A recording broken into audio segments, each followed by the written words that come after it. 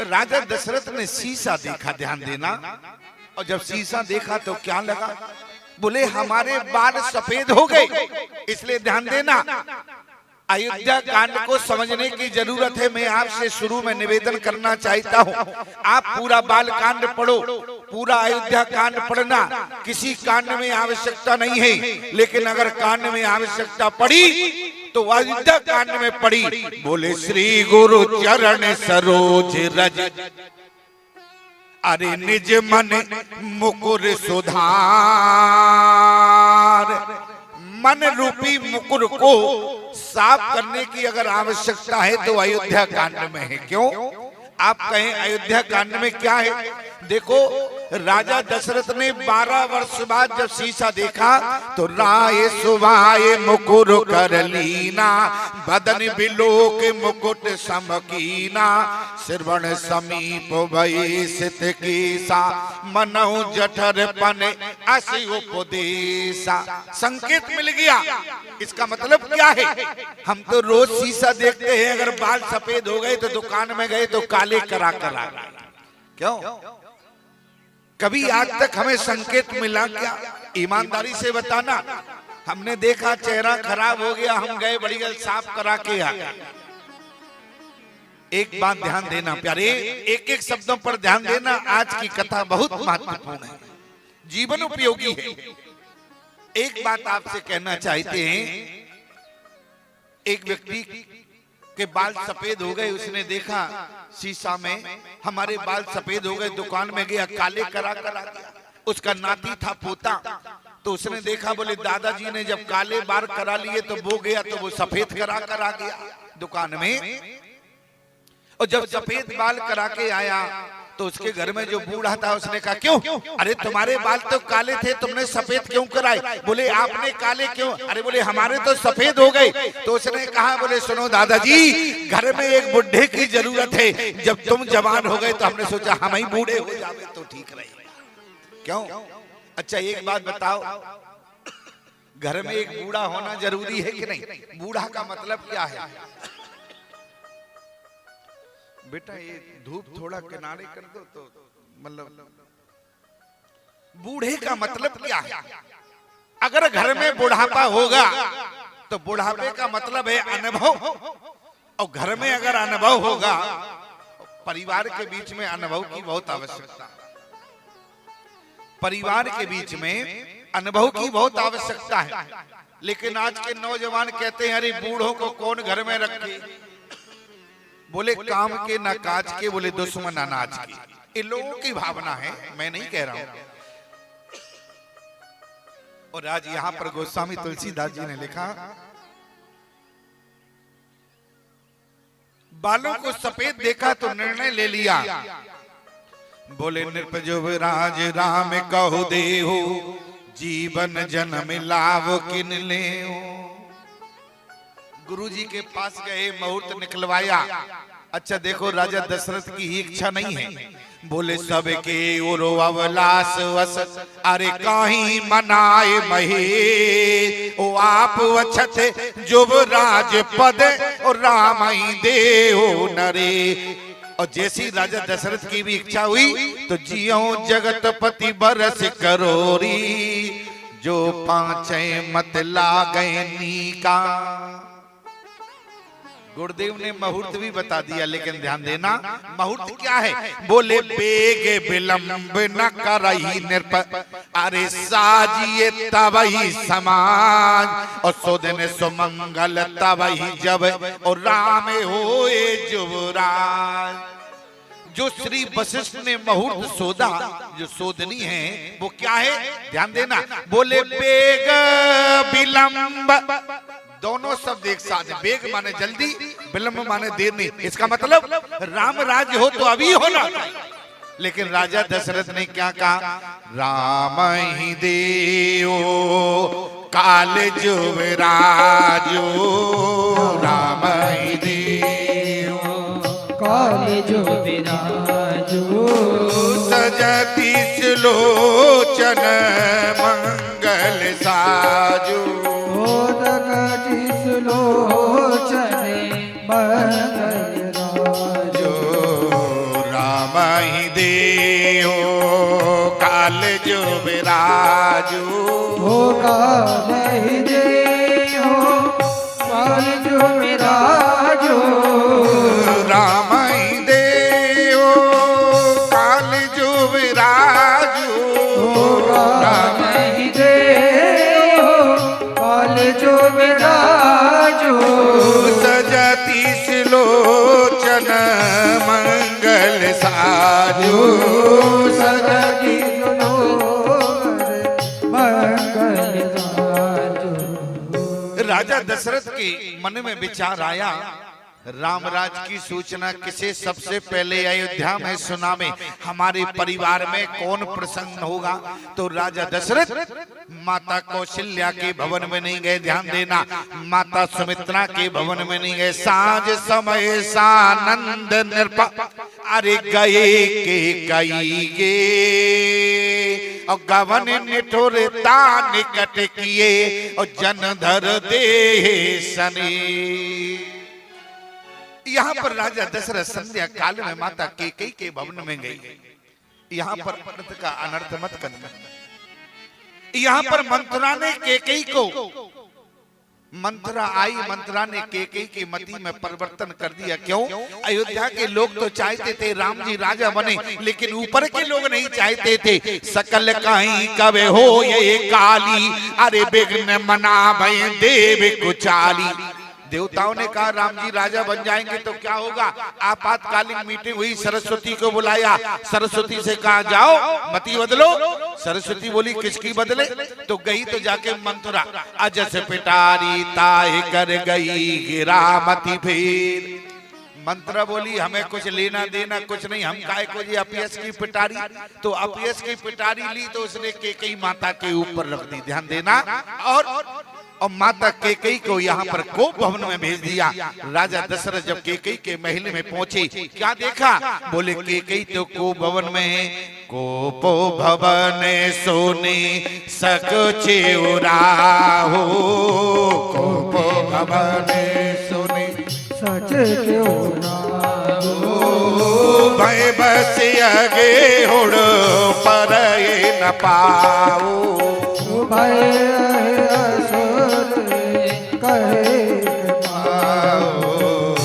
कोपो भवन सुनी सक चेउराहो, भवन सुनी सच चेउराहो, भय बस आगे हुड़ पर न पाओ, भय बस आगे हुड़ पर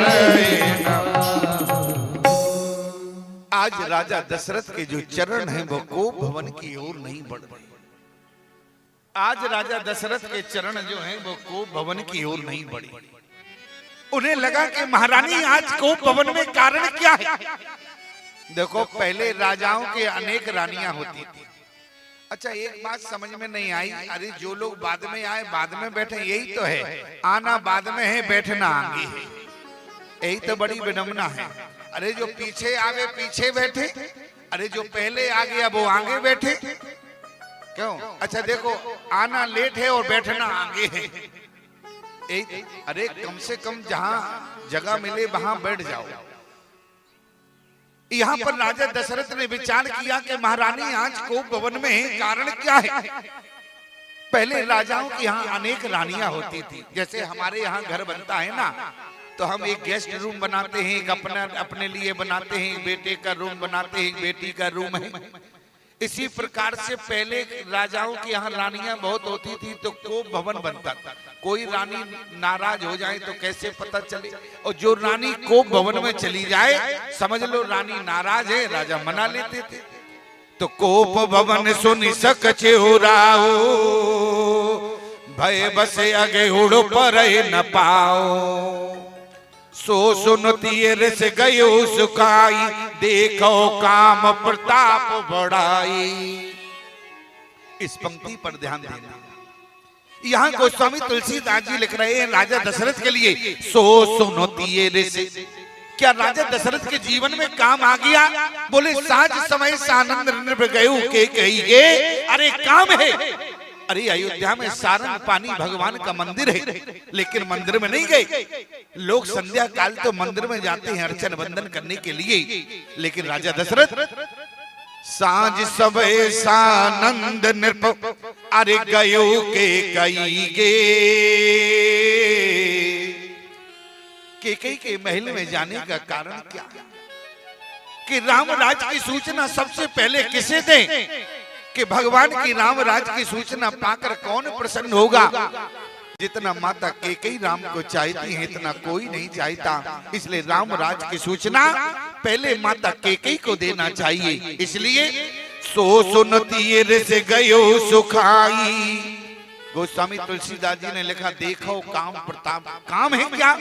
अरे तुम देखो दशरथ के जीवन में काम प्रताप है या राम प्रताप है।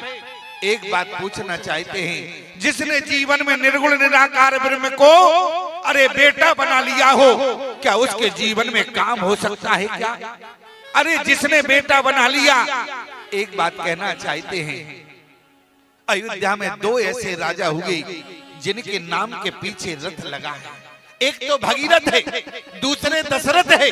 भगीरथ के पीछे रथ लगा, दशरथ के पीछे भी रथ लगा, लेकिन दशरथ गुण गण बनन न जाई। दशरथ के जीवन में काम नहीं है। आप देखो काम प्रताप है या राम प्रताप है। अगर काम होता तो राम नहीं होते, और राम जहां हो वहां काम नहीं हो सकता। तो कारण क्या है? अरे संध्या काल में लोग मंदिर जाते हैं, राजा दशरथ अपने पत्नी के महल में गए, इसका मतलब काम है। अरे तुम देखो देखो काम प्रताप बढ़ाई। राजा दशरथ के जीवन में काम प्रताप है या राम प्रताप? काम नहीं है।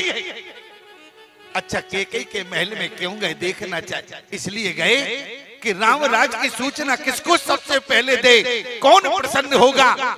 तो राम को सबसे ज्यादा चाहने वाला कौन है? ईमानदारी से बताओ, मानस को पढ़ने वाले हो, राम को सबसे ज्यादा चाहने वाला कौन है?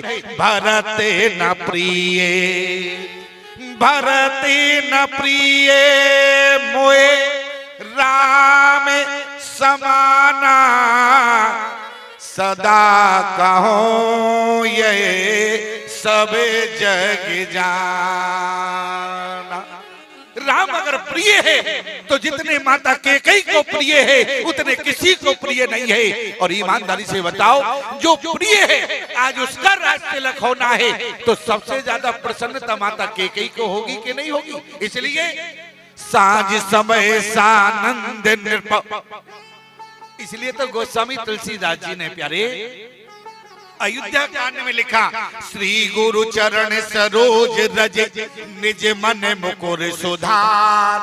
अगर हमारा मन रूपी मुकुर अगर सुधरेगा नहीं तो कहीं हम दशरथ को दोष देंगे, कहीं केकई को दोष देंगे। इसलिए अयोध्या कांड में हमारे मन रूपी मुकुर का साफ होना जरूरी है। और मन रूपी मुकुर अगर साफ हो तो हमें सब कुछ साफ साफ दिखेगा। बोले देखो काम प्रताप बढ़ाई।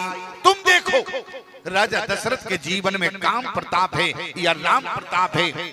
और आज जब केकई के महल में गए, कोप भवन में की सूचना सुनी तो बोले संकोच में पड़ गए, लेकिन कोप भवन में पहुंच गए।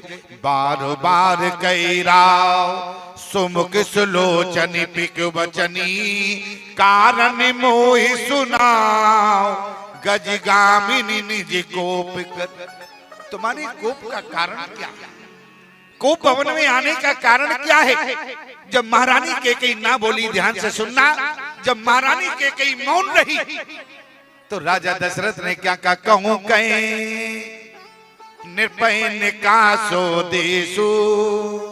तुम कहो तो राजा को रंक बना दे, रंक को राजा बना दे। जब केकई ना बोली तो राजा दशरथ ने अब क्या कहा? राम ही देहो। हो सकता है कि अब प्रसन्न हो जावे, रामराज की सूचना सुनेगी।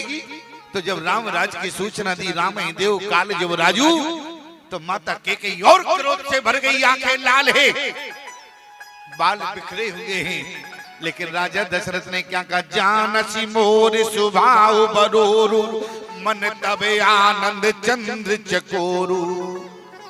अरे जब माता केकई की आंखें लाल हैं, बाल बिखरे हैं, तो ईमानदारी से बताओ, इसके बाद भी राजा दशरथ ने अपने आप को चकोर मान नहीं, कारण क्या है? असली सुंदरता क्या है? बोले अगर राम जी के प्रति आपका जितना प्रेम हो, असली सुंदरता वही है।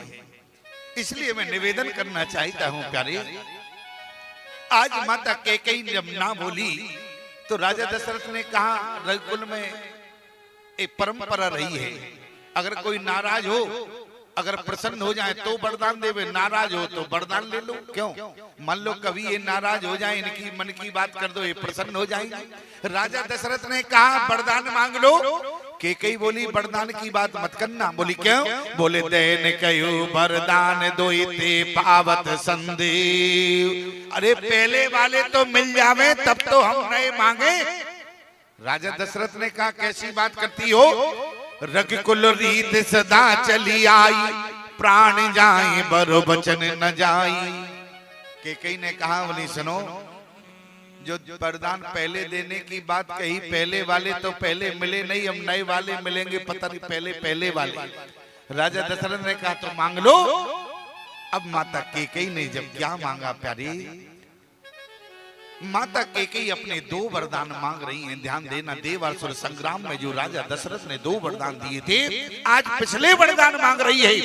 सुनो प्राण प्रिय भावत जी का, देव एक बरे बरे तेरी का, देव एक बरे बरे तेरी का।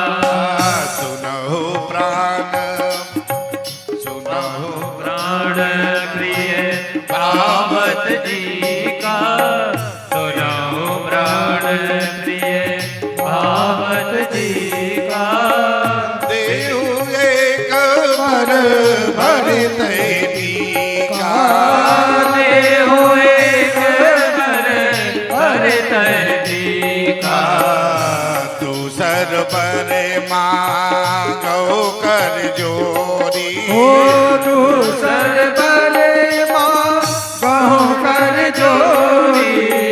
मोरे बहुनाथ मनोरथ मोरी, बहुनाथ मनोहर मोरी। तापस वेश विशेष उदासी, तापस वेश विशेष उदासी।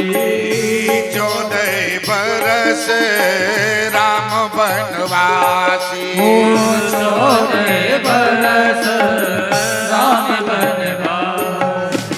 आज माता कैकेयी ने कहा कि भरत को, राज राम जी को 14 वर्ष का वनवास। ध्यान देना प्यारे, राम को 14 वर्ष का वनवास की बात सुनी, राजा दशरथ की क्या स्थिति हो गई?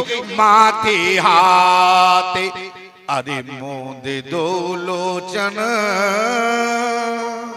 तन धरि सोचे लागी जनि सोचन। आज जो राम को इतना चाहती थी, आज राम को 14 वर्ष का वनवास। अरे महारानी तुमने विचार नहीं किया?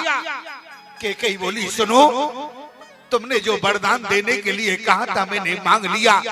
शिव दधीच बलि जो कछुआ का, तन तन तजेऊ बचन पन राखा। याद रखना, रघुकुल रीत सदा चली आई, प्राण जाई बर बचन न जाई। देने कयो अब जनबर देऊ, तजऊ सत्य जग आप जसली हो। महाराज दशरथ ने कहा कि महारानी क्या मांग लिया है? आज तुम जानती हो, अगर तुम भरत को राज्य चाहती हो तो मैं भरत को राज्य देने के लिए तैयार हूं, लेकिन राम को 14 वर्ष का वनवास मत मांगना। एक बात और कहना चाहते हैं मेरी माताओं, आज महारानी कैकेयी ने राम को 14 वर्ष का वनवास मांगा। आज माताओं ने माता कैकेयी को इतना कलंकित कर दिया कि भारतीय सनातन धर्म की नारी ने आज तक अपनी बेटी का नाम कैकेयी नहीं रखा। क्यों? क्या कैकेयी नाम कलंकित हो गया? कैकेयी के नाम कलंकित हो गया? कैकेयी को अपयश मिल गया? भारतीय नारी ने आज तक अपनी बेटी का नाम कैकेयी नहीं रखा। ध्यान देना माताओं, माता कैकेयी का चरित्र समाज में निंदनीय नहीं है, वंदनीय चरित्र है। विचार करना, अगर माता कैकेयी ना होती, अरे माता कौशल्या ने तो केवल राम को जन्म दिया है, लेकिन माता कैकेयी ने रामचरित्र को जन्म दिया है। अगर माँ कैकेयी ना होती तो राम का चरित्र नहीं होता। ध्यान देना, आज मैं माता कैकेयी के बारे में आपको बताना चाहता हूँ। एक बार और ध्यान से सुनो, आप लोग सामान्य श्रोता नहीं है। यहाँ पर आप जरा विचार करना, राम जी ने शायद अपनी माँ से एक आध बार जननी कहा हो। आप पूरी रामचरितमानस पढ़ो, जननी माने होता है जन्म देने वाली।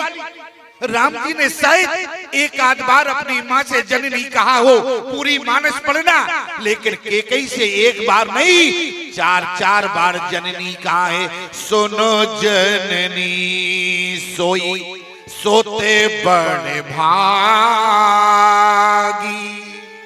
जो पीतु माते बचने अनुरागी।